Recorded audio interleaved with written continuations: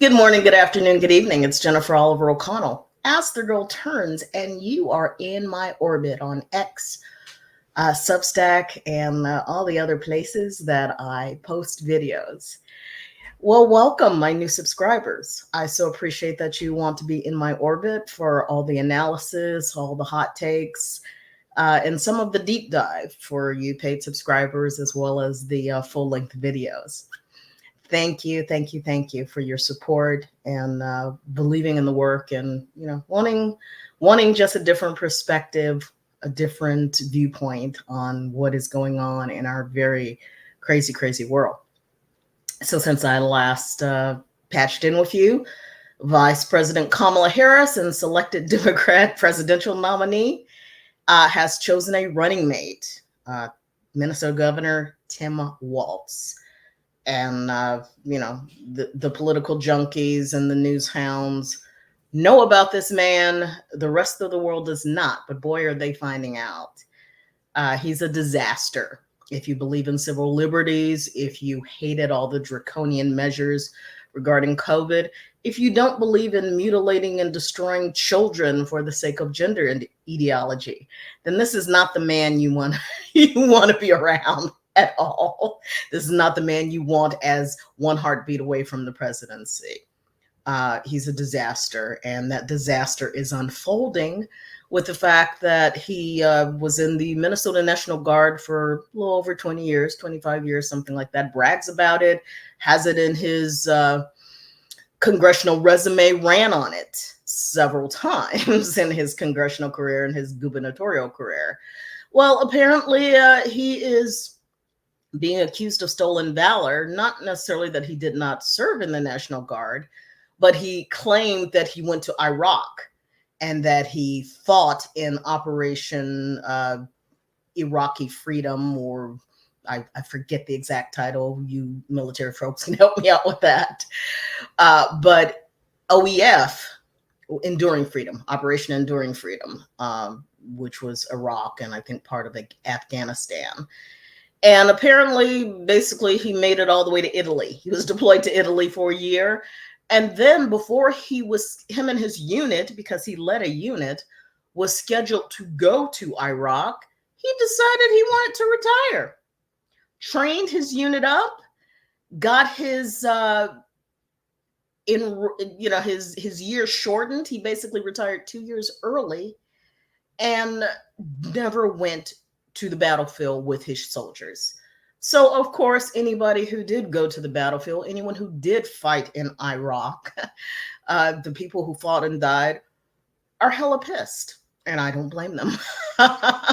I've written a little bit about it. Hung Kao, who is the congressional candidate, Senate candidate in Virginia, running against Tim Kaine, he had a very long X thread about that. Hung Kao is a Navy captain, did actually, Special Forces, Navy SEAL, did actually go to the battlefield, do dangerous missions overseas. He had lots to say about that, and so many others do as well.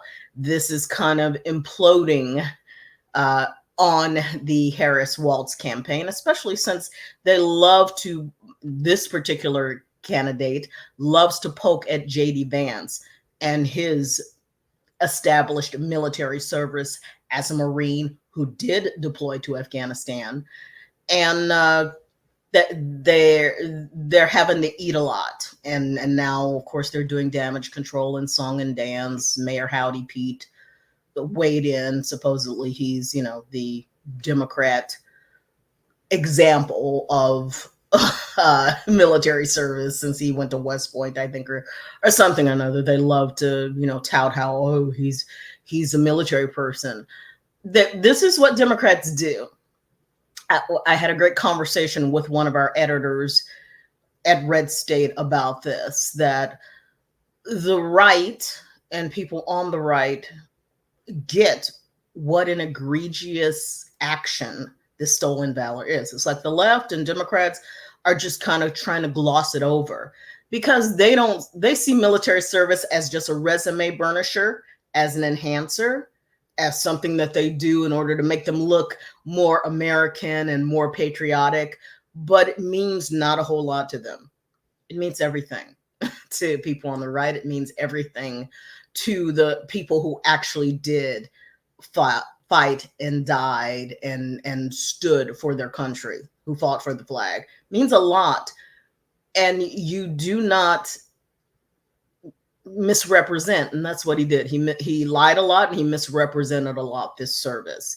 So much good coverage on X and Red State and other outlets about it, so I recommend going and reading it. But what he did was awful, and he should not be next in line to be commander-in-chief, let alone anywhere near the Oval Office, with that horrible example of a record just on his military service, and the rest of him as a wholesale disaster as well. And I patched a little bit on the Substack about that, but I'm going to do a little bit more deeper dive into Mr. Waltz and some of his background for your benefit. So stay tuned. And in less than 15 minutes from now, today is August 8th, 2024, in the year of our Lord. And I am scheduled to speak with Mr. Kirk Cameron, one of my favorite people just in general, but also to interview, because he just knows how to get straight to the point, as well as he's doing such awesome things with Brave Books. And we are doing another year of See You at the Library. Last year was quite the explosion with libraries and the American Library Association, trying to block and restrict Kirk, Moms for Liberty, other groups that just wanted to come in and read books because they didn't like the way those books, those books are just propaganda and they're anti this. And it's just like, I thought my taxpayer dollars allowed me to just rent a room and read books in a library, but apparently not. So last year was a major battle, made major news. We'll see what happens this year. I'm curious to see what they have planned, as well as where across the country people will be renting out spaces in their libraries to read wholesome, God-oriented, faith-oriented, patriotic books, as opposed to the garbage that is spewing out now through AI and through the other factions. So look forward to having that great conversation with Kirk and getting to hear more about what's happening in his world. So we have, less than 90 days, maybe 80 something days to the presidential election. And some of you are messaging me saying you're scared, you're afraid. I totally get it. It's kind of a scary time. Frankly, I don't believe that Kamala Harris and Tim Walz might not be the Democrat nominee, which I think is why former President Trump is holding back some of his fire, because there's a whole drama behind the scenes with Pelosi and Obama, and the fact that Kamala Harris was never their first choice, and Joe Biden stepped in and made them choose. So it's going to be interesting. We are waiting with bated breath to see what happens at the Democrat National Convention. But in the meantime, reporting and focusing in on these people and their records. I have, a laundry list of Kamala Harris, Oppo. In my last missive to you, outlined some of it, just in terms of the Black community and the Black vote. But she's a nightmare, having lived in California for 35 years and seen her rise, her elevation, because it has nothing to do with her career, who she is. It has everything to do with the fact that she was a certain color and she fit and she got in the right circles, that San Francisco cabal circles that Willie Brown, then Assembly Speaker and Mayor of San Francisco, introduced her to, and from there on, a push to the top. That's a whole story in and of itself. But she's a disaster, total Marxist communist mindset, and frankly, would continue the horrible work that we're already in. Her theme, her campaign slogan is, "We're not going back." And in Detroit last night, they just said, "Well, we're not going with you." It was funny watching the hecklers who I kind of thought might have been staged, but after listening to the full audio, I think people were actually letting me know, no, we're not buying this garbage. So I pray and will do all that I can to inform people so that more people don't get this, because she refuses interviews. Her and Walt have done not one interview. Normally, when you announce your candidate, one or both of you sits down with the news media and talks about it. Neither one has done one interview. They've just been hopping around campaign stops and putting out social media and sound bites and doing their thing. But yeah, they're doing absolutely nothing to campaign or to outline their records. Her website, I haven't looked at it lately, but the last time I looked at it last week, it was just, here, give us money, act blue, and LGBTQ themed designer wear, but not one policy point, not one question answered about what. In fact, her social media, one of her social media posts was, this is what Kamala Harris has done for the LGBTQ community. That is what, 1% of Americans?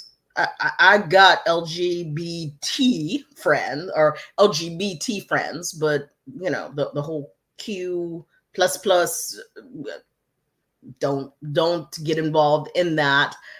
And frankly, most of my LGB friends don't like it either. So that's what, 1% of our population. What about the 99%, the average American, the person that doesn't want their child mutilated, the person who's not interested in aborting their baby, who would like some options other than, oh, just get an abortion, live your life. You know, someone posted on X, why would any woman vote Republican? And I responded, for starters, no one's asking me to kill my baby, and no one in the Republican Party is asking me to kill my baby or mutilate my child. That's a beginning point, and I could go into more. But seriously, this platform has no focus on we're going forward. Some of us would just like to pay our bills. Some of us would just like to buy some groceries. Some of us, like me, would just like to buy a house without this astronomical interest and you know, horrible financial situation. The Kamala crash of Monday, boy, has the news media swept that underneath the rug. So lots going on, lots she needs to answer for, lots that he needs to answer for that they're refusing to. And I am hoping that ultimately backfires on them. If Trump can hold his powder, I know today is the anniversary of the Mar-a-Lago raid. I may write a little bit about that, but I hope he focuses the fire in their direction and not goes on rants and tangents as he has a tendency to do. And even those rants and tangents, I still kind of feel like there's some strategy to that. But again, that's a story for another day. But that is what has been swirling around my world. Few articles for my California contingent about Gavin Newsom, a federal audit revealing that, well, gee, you're not guarding. First of all, you lost $24 billion. You have no idea what you did with $24 billion of homeless funding. Now it looks like your standards are set up where anybody can come in and rob those coffers. Gee, what a shock. Did the same thing with $30 billion of fraud during COVID with the unemployment fund, thanks to Julie Su, the very acting Secretary of Labor now, but then California Labor Secretary. So that's up on Red State. Go give it a read, as well as all the other work. Also have a recent op-ed in our sister site, Town Hall. Thank you, Town Hall, for featuring my work about independent professionals, and that Congress is doing all that it can to kill us. It's not helping us. You know, they're refusing to back the Congressional Review Act that would push some of these awful regulations away and allow independent professionals to have the freedom to work. They're refusing to say they will not vote for the PRO Act, which is also an attack on independent professionals and solopreneurs and entrepreneurs. So it's about time we voted them out. It should be. I have a piece that I plan on writing about one issue voters for IWF. And for many people, this one issue that you're protecting my economic freedoms and my livelihood should dictate who the heck you vote for, no matter what letter is behind his or her name. So that's what this piece is about. That give us some respect. Give people who work hard. I've worked for over 30 years to get to where I am now. I'm not rich. I'm not famous. Not trying to be. Just trying to have the freedom to work and do what I feel called to do by God and what I am skilled and equipped to do. And at every turn, government cuts me off at the knees, from California, now with this independent contractor rule and other things, other measures that they are trying to do to attack us, the 64 plus million of us who just want to have the freedom to work as we choose. So go check that out over at Town Hall. I may link it on this video, and all my other work, and we will keep you posted on what's happening in the world, in the crazy world. The news cycle is slowed down a little bit, but there's, I feel like I need a neck brace for all the whiplash that goes on. I hope you have a lovely day, afternoon, weekend. Got to get ready for this Kirk Cameron interview. I'm Jennifer Oliver O'Connell. You can find me on Facebook, Twitter, Instagram, Telegram, Truth Social, Getter, and Gab. Have an awesome day, afternoon, evening, weekend. Ciao.